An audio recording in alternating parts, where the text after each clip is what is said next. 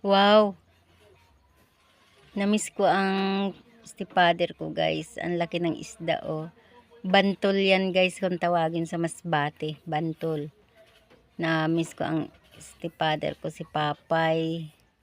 Kasi, nung nandoon ako sa Masbate noon, nabubuhay pa yung mama namin. Alam mo, ang ginagawa namin, nagbabaon kami, guys, ng bigas. At saka doon kami nagsasaing sa tabing dagat. Minsan naman kanin na ang aming baon. Tapos si Papay, ang stepfather namin, magaling yun magpana ng isda.